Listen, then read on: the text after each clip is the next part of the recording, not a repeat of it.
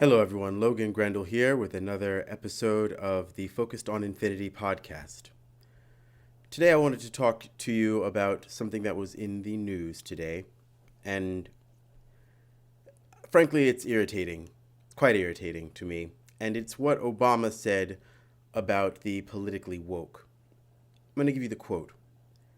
This idea of purity, and you're never compromised, and you're always politically woke and all that stuff, you should get over that quickly.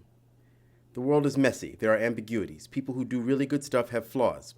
People who you are fighting may love their kids and share certain things with you. So on its face, obviously, the last part of it is 100% true. And it is ridiculous to completely demonize people in a way that turns them into cartoons rather than as human beings that make choices. So sure, that part, not only would I concede, but it's a good observation. However, the first thing he says about the purity and the ambiguities and the messiness of the world, to me, that reads 100% as an exoneration of himself. One of the biggest critiques of the Obama presidency, his legacy is not a good one. And that's going to make some liberals and people who I am close to bristle because there is an instinctive desire to protect the last good president we had, especially in the face of the one we have now, who is just an abomination. He's completely unfit for office. I wouldn't let him run a White Castle, much less the White House. So, yes, by comparison, but that comparison is not useful. Because just to say that because we have somebody terrible, that somebody who was quite frankly not good was better, it's a useless comparison. And the fact that we keep comparing people to one another rather than to an ideal is nonsensical. Now, obviously, we don't believe that anyone is going to necessarily embody an ideal completely. And that goes back to the part of what he said that I think makes sense. Everyone has some dark marks on their record. I've done lots of things myself that I look back and I go, wow, I shouldn't have done that. But having said that, I've also never expanded spying. I've never gone after whistleblowers and people who were trying to basically let the American people know what the government was doing to us. I've never expanded a country from 2 undeclared wars to 7. So we're not talking about messiness and ambiguities here. We're talking about some really evil shit that he did. And it's part of that legacy and part of the whitewashing of the Obama presidency that we're facing right now that has led us to this point. Now, one of the big parts of Obama's legacy is Obamacare, or the ACA. But that was a right-wing healthcare plan. And what it did was it turned over more power to insurance companies. So it wasn't actually, and don't get me wrong, it helped a lot of people. So to just say that it helped a lot of people is accurate. But it's accurate without a trenchant observation of what's actually going on the ground. Because you still have people who can't afford their medications, who can't afford their premiums, who can't afford to use this healthcare, and that's because it was a transfer of wealth to insurance companies. It's not really healthcare as much as insurance, and that's not the same thing, right? So we all know how bad things are, and you can go to any place in the country and listen to stories, and I'm sure you know yourself, people who are rationing their medications, et cetera, and that's not because of Trump. That's because of Obama, right? And in some ways it was worse before him, so yes, that's a thing, but we need to get rid of the mythology that purity is not a thing to be sought, that we shouldn't be looking for the person who has the fewest dark marks on their record when we're looking at things politically or in our own lives, right? No one's perfect, but what we look for, whether we're talking about relationships or we're talking about politics, is someone whose flaws and whose misdeeds, etc., we are either okay with, or we understand where they're coming from, or we know that they did them in good faith, etc., etc. So here's another thing that is a controversial statement for some. We haven't had too many good presidents. Most of our presidents have done really horrible things, and I mean like war criminal shit here. And that includes Obama. Edward Snowden is still currently in hiding because Obama went after him aggressively, just like he did with Chelsea Manning and any other number of whistleblowers you can name. Journalism is supposed to be about holding people to account. You know, the fourth estate is an extremely important part of the way that any governmental system works, which is why some repressive regimes shut it down entirely. But in America, in the, as I like to call it, permissive tyranny that we have, we allow people to say all kinds of things that make it seem like there's a robust debate, but there really isn't.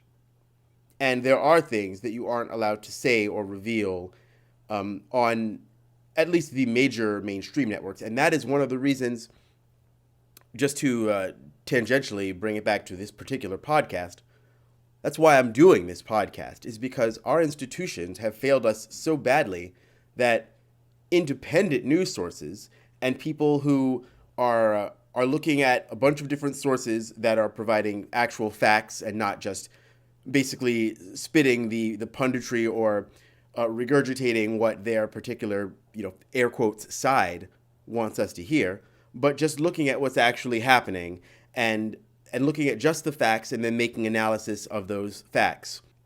So, yes, the world is messy and there are ambiguities, but I don't care if war criminals love their children. That doesn't make them all of a sudden a good person who I should shake hands and have dinner with. That kind of thinking is dangerous. We're in such a bad state in the world now because we have not done a good job of protecting each other as human beings. And the way you protect each other as human beings is by calling out things as you see them. And that especially means when you see someone doing evil, you have to call it out, and you have to call it out strongly. Good and evil is something that I think we should return to in, our lexical usage should include things like good and evil. And it sounds, to some, it sounds a little bit moralistic, or, like I'm coming from it from a Christianic viewpoint, which, as we'll discuss in future podcasts, I most certainly am not. But there are some sort of universal laws, some deep truths that most of us can get behind. And we can sometimes forget about those things, especially when we are protecting our group. And sometimes in protecting our group, we will allow our group to get away with things that we wouldn't allow an opposing or another group to get away with. But that doesn't change the fact that at base, at the end of the day, when we're looking at ourselves in the metaphorical mirror at the end of a day, that we don't know right from wrong. Bombing people who are innocent is wrong. We could say that bombing people anyway is wrong, but that's a different conversation for a different day. But innocent people should always be protected from being killed. And if it happens in the course of war, accidentally or because we have changed the literal definition of what an enemy combatant is so that we don't have to report as many of the innocent people we kill, we should be held to account on those things. The UN cannot hold America to account. There is no country in the world that can hold America to account. We are a hegemonic power. And the head of that hegemonic power has essentially a power and a strength in the world that is out of scale with anything that human beings have experienced. So if you're going to use your platform, if you had that position, and what you mostly use your platform for is vociferous and well-applauded critiques of the supposed culture and the young people who have no power and people who are actively trying to make society better and maybe going a little bit too far in doing it, and it will correct itself in time, you're doing the world a disservice. You're not helping us. When you have people like, well, I'm not going to name any names in most of my podcasts just because I don't feel the need to, but you can look at all kinds of extreme right-wing pundits and even some gentle right-wing pundits who are applauding Obama's critique of woke culture. And when people like that are applauding you, you know you have messed up. This is not the kind of bipartisanship we need. And another thing about bipartisanship, you know what's real bipartisanship is when you actually are talking to real workers, real people who are just out there trying to make a living. I'm not talking about people with power. I'm not talking about people with a lot of money. People who are just standing shoulder to shoulder trying to get something accomplished. I can stand next to a person who is a devout Christian. I can work with that person on pretty much anything. And the things that we would work on together would be things like making sure innocent people don't die, making sure that everyone around us has food and has safety and has comfort and the ability to move towards a better life. But when we talk about bipartisan agreement often these days, the things that means is war and corporate usury. This is not the kind of bipartisanship that helps the people. There's maybe 10% of the people in the world, probably a lot less than that, quite frankly, who actually benefit from most of the things that in America we call bipartisan. We have to actually look at Obama's presidency as a continuation in a long line of, frankly, a very dangerous and out of control rogue state. That's what America has become. You could say it started with Nixon. You could say it started, well, definitely, it's unarguably started with Reagan. But for the past 40 years, at least, things have been getting measurably worse for most of the people who live in this country, and then by extension, the world around us, because we now get a lot of our goods from other places. The global South basically pays for the excesses of America and other wealthy countries. But America has a kind of power that no other empire has ever managed to accrue in the history of the world. And America is most certainly an empire. So we need to call our leaders to account when, instead of using their platform after they have basically escaped a real assessment of the messed up things they did, when they pop back up to critique us for trying to make society better by being a little bit too strident about the language we use and using correct pronouns and et cetera, et cetera. That's just wrong. And I say that without apology, because we don't owe respect to politicians just because they were politicians. They're supposed to respect us. They're supposed to work for us. That's just not the way that we've been taught. And that's not the way that it tends to work. But it's the truth. And now we have to start looking at things the other way around. All politicians should be held to account, or they should be removed, and at the same time, they should be called directly to account for the things that they have done. Now, in all cases, that doesn't mean prosecution or anything, and though in many cases I think it should. But what it does mean is that we have to get over the fantasy that one person or other was a good actor when they were not. So yes, the world is messy, and yes, there are ambiguities. But when it comes down to it, if you're the most powerful person in the world, and after you leave office, people are poorer, more frightened, and in many, many measurable ways worse off than they were when you left office, you really got to think about what's appropriate for you to be telling people to do, and what's appropriate with the ambiguities and messiness of looking at your record. Sorry, I'm not buying it. Woke culture is not the problem. That correction in society will make itself happen.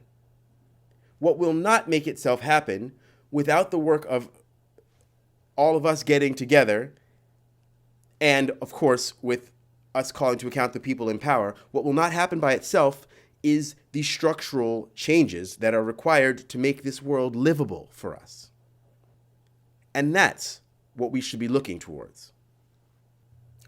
Look, you did a bunch of good things, but in the end, in the final analysis, you left us in a really bad place, and then you happily handed the keys over to someone you knew to be a lunatic in the name of smooth transition of power, which gives the indication that power and that transition and the maintenance of American empire is more important to you than the people that you were supposed to be serving.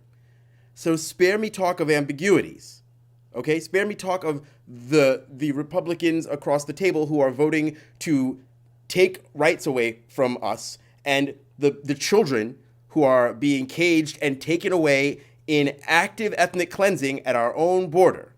Why don't you criticize those people instead? There's nothing ambiguous about that.